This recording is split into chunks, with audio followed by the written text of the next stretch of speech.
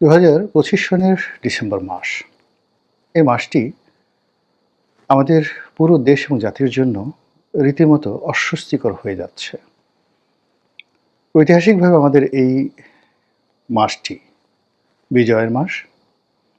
এ মাসে অনেক সুসংবাদ আমাদের বাঙালি জীবনে ঘটেছে প্রকৃতির পক্ষ থেকে। আবার এই মাসে, ডিসেম্বর মাসে আমাদের দেশে বহু সর্বনাশের নজির হয়েছে। অনেকের কপাল পুড়েছে, অনেক রাজ্য তছনছ হয়ে গিয়েছে। শত শত বছরের ইতিহাসে নতুন বিজয় সূচিত হয়েছে, আবার মানে মারাত্মক পরাজয়, অনিবার্য পরাজয়, বিপর্যয় বারবার আমাদেরকে আঘাত হেনেছে। পাকিস্তান জমানাতে, তার আগে ব্রিটিশ জমানাতে, তার আগে নবাবী জমানাতে, তার আগে মুঘল জমানাতে, তার আগে সুলতানি জমানাতে। এই মোটামুটি ইখতিয়ারউদ্দিন মোহাম্মদ বিন বখতিয়ার খলজি পর্যন্ত এই ডিসেম্বর মাসে এই গাঙ্গেয় বদ্বীপে যে সকল দুর্ঘটনা ঘটেছে আর যে সকল সুসংবাদ ঘটেছে, এগুলো পাশাপাশি আপনি দেখবেন যে পুরো এই ডিসেম্বর মাসটি আমাদের জন্য কখনো কখনো বিজয়ের মাস, আর কখনো কখনো পরাজয়ের মাস। তো সেই দিক থেকে এবছর বিজয়ের মাসটি আমাদের জন্য কতটা বিজয় বয়ে নিয়ে আসবে, নাকি অতীতে বারবার আমাদের যে সকল বিপর্যয় এই বিজয়ের মাসে হয়েছে, এরকম কোনো বিপর্যয় অপেক্ষা করছে কিনা। আমি নিয়তিতে বিশ্বাস করা একজন মানুষ। আমি মনে করি মহান আল্লাহ রাব্বুল আলামিন আমাদের ভাগ্য নিয়ন্ত্রণ করেন। নিয়তি যখন আপনাকে টান দেয়, বা আপনাকে নিয়তি যখন কোনো কিছু করতে বলে, বা আপনার জন্য অনিবার্য কোনো বিষয় অপেক্ষা করে, আপনি শত চেষ্টা করলেও সেই বিষয়সমূহ থেকে নিজেকে বাঁচাতে পারবেন না। আবার নিয়তি যদি আপনাকে কোনো কিছু উপহার দিতে চায়, আপনি শত চেষ্টা করেও সেই উপহার থেকে নিজেকে নিবৃত্ত রাখতে পারবেন না। আমি আমার নিজের জীবনের ২-৩টি ঘটনা বলবো। তার আগে আজকের যে শিরোনাম, যে বিষয়গুলো নিয়ে আলোচনা করব, সেই শিরোনাম নিয়ে খুব সংক্ষেপে বলে নেই।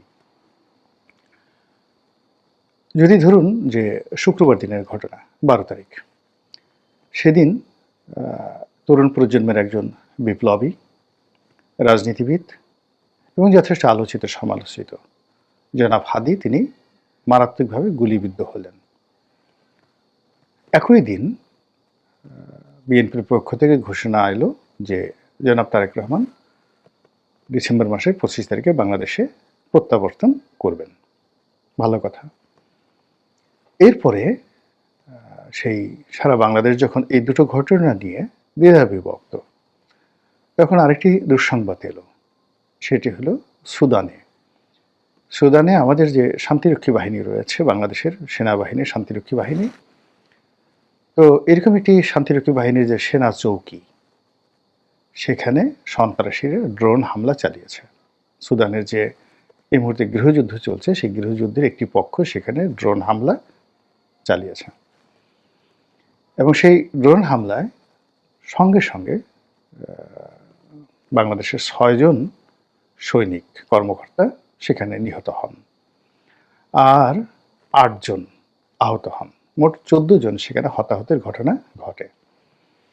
তো শান্তিরক্ষী মিশনে গিয়ে আমাদের জওয়ানেরা, আমাদের পুলিশ ভাইয়েরা, আমাদের বিভিন্ন আইনশৃঙ্খলা রক্ষাকারী বাহিনীর সদস্যরা, তারা বহু সংখ্যক আহত হয়েছেন, বহু সংখ্যক নিহত হয়েছেন। এটা আমার কাছে আসলে খুব মর্মান্তিক মনে হয়। কারণ হলো, বাংলাদেশে তারা যে বেতন ভাতা পান, আমি মনে করি এটা যথেষ্ট, একজন মানুষ সুন্দরভাবে সুস্থভাবে চলার জন্য যথেষ্ট। কিন্তু সামান্য কটি টাকার জন্য তারা যেভাবে বিদেশে গিয়ে কষ্ট করেন, হয়তো কেউ ২০ লাখ টাকা, কেউ ৫০ লাখ টাকা তারা ৩-৪ বছর ভাড়া খেটে উপার্জন করে নিয়ে আসেন। এই কর্মকাণ্ড করতে গিয়ে এ যাবৎকালে আমরা যে সৈন্যদেরকে হারিয়েছি, একজন কমিশনপ্রাপ্ত অফিসার বা একজন সিপাহী, তাদেরকে ট্রেনিং করতে বাংলাদেশ সরকারের যে টাকা খরচ যায়, তাদের সেবা থেকে বঞ্চিত হয়ে আমরা যদি তাদেরকে হারিয়ে ফেলি, সেক্ষেত্রে সময় এবং অর্থ দুটোই আমাদের জন্য খুবই ক্ষতিকর। দ্বিতীয়ত হলো যে আমি একটা জিনিস দেখলাম যে সকল কর্মকর্তা মিশনে যান, তাদের একটা বিরাট অংশ এসেই অর্থনৈতিক তাদের সচ্ছলতা আসার সঙ্গে, সঙ্গে তারা অনেকে চাকরি ছেড়ে দেন। এবং অনেক কর্নেল রয়েছেন, লেফটেন্যান্ট কর্নেল রয়েছেন, এমনকি ব্রিগেডিয়ার রয়েছেন, যাদের চাকরির সময় থাকা সত্ত্বেও তারা অবসর নিয়ে নেন। এর কারণ হলো তাদের সেই অর্থনৈতিক একটা সচ্ছলতা আসার কারণে। অনেকে বিদেশে থেকে যান। আরও অনেক কিছু এখানে হচ্ছে এই বিদেশে ভাড়া খাটাকে কেন্দ্র করে।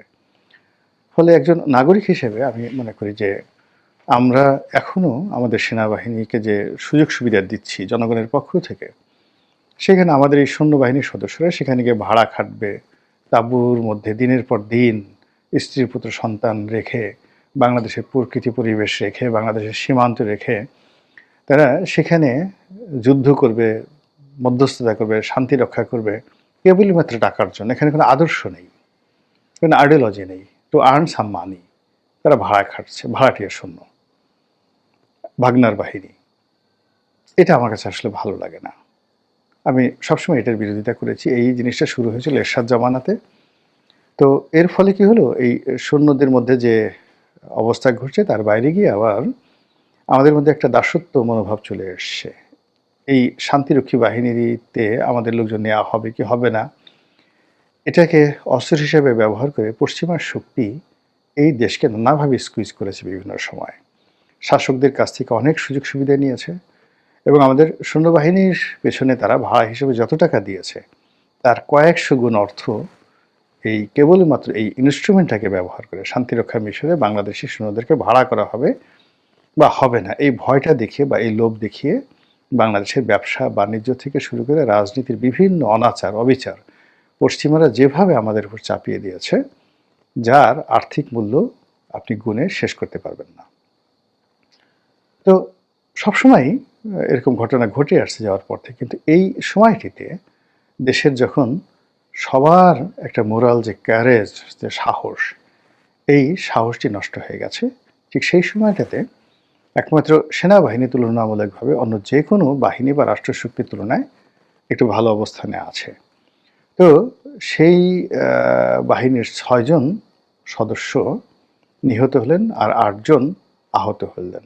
এটা এই মুহূর্তে আমাদের নির্বাচন, রাজনীতি এবং আমাদের যে বিষণ্ণতা, সেই বিষণ্ণতার উপরে একটা নতুন বোঝা হিসেবে দেখা দিল। এরপরে যেটা বললাম যে হাদি নামক একজন রাজনৈতিক নেতা, তিনি মারাত্মকভাবে গুলিবিদ্ধ হলেন এবং সেটাকে কেন্দ্র করে এখন সারা বাংলাদেশ উত্তাল। এর মধ্যে যে ঘটনাগুলো ঘটেছে সেটা হলো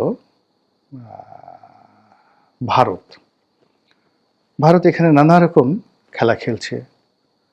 তারা শেখ হাসিনা কন্যা বা তনয়া, সাইমাবাজের পুতুল, তাকে আবার বিশ্ব স্বাস্থ্য সংস্থাতে ফিরিয়ে এনেছে এবং এটি বর্তমান সরকারের জন্য একটা বিরাট থ্রেট।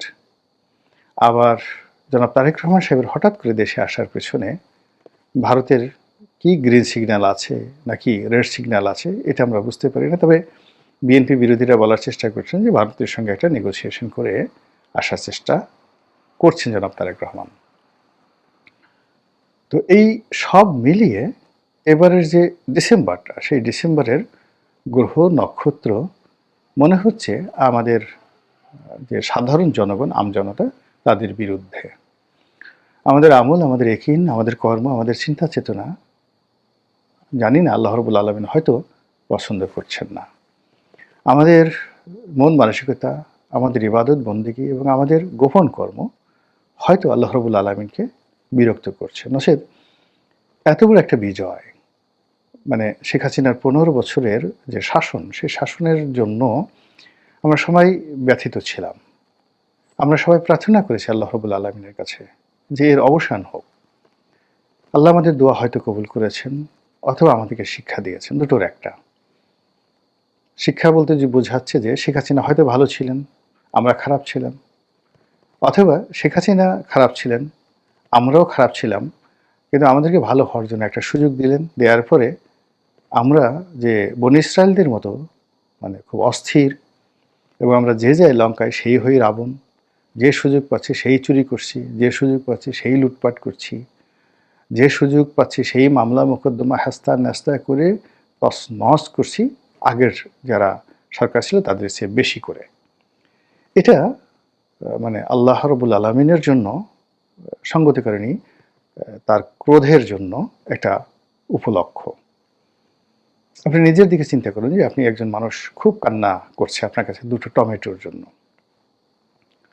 তো আপনি তাকে দুটো টমেটো দিলেন, ৪-৫ বছর ধরে কান্নাকাটি করলেন। জাস্ট একটা টমেটোর উদাহরণ দিলাম।